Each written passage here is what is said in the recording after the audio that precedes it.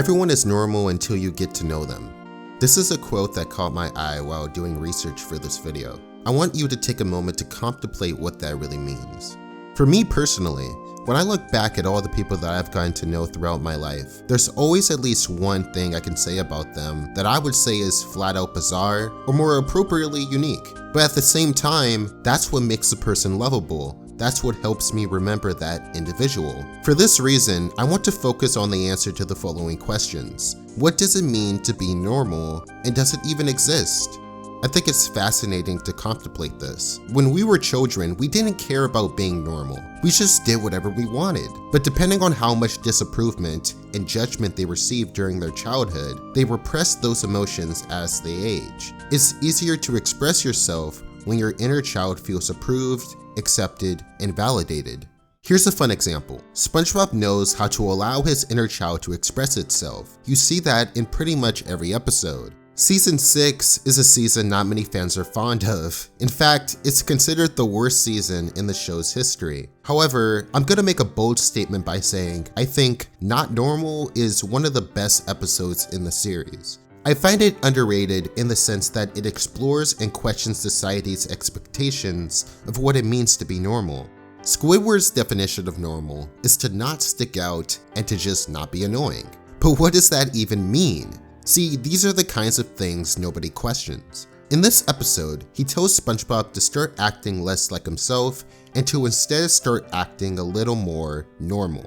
For some reason, this gets to the poor Sponge to the point where he takes his advice literally. He decides to change his personality and identity primarily for Squidward's validation and approval. I took your advice. From now on, I'm normal.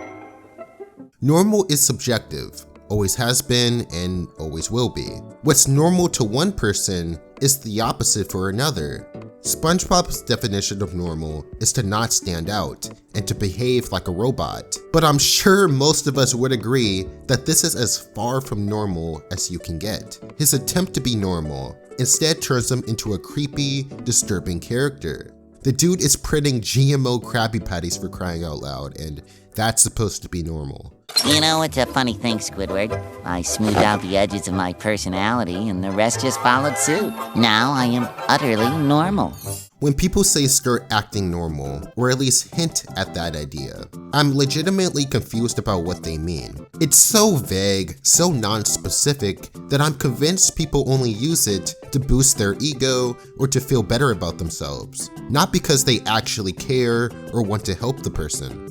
When you're trying to be normal, you start thinking logically. You start thinking more with the brain and less with the heart. When you forget to live through the heart, eventually problems begin to arise. In this case, the lies work for a while, but later in the story, customers see the truth about how the patties are made, with ink and paper and not with love. Then again, this is a fast food restaurant we're talking about here. The Krusty Krab is basically the equivalent to eating at McDonald's. You can only put so much love into fake food. Everyone is trying to get away from whatever this character is supposed to be. Krabs basically fires him from his job until further notice, Patrick rejects him since he doesn't want to do anything exciting, and even Squidward begins to be bothered by SpongeBob's repetitive, try-hard attempt to not be weird. Which is ironic considering he's the one who inspired him to dramatically change his character in the first place.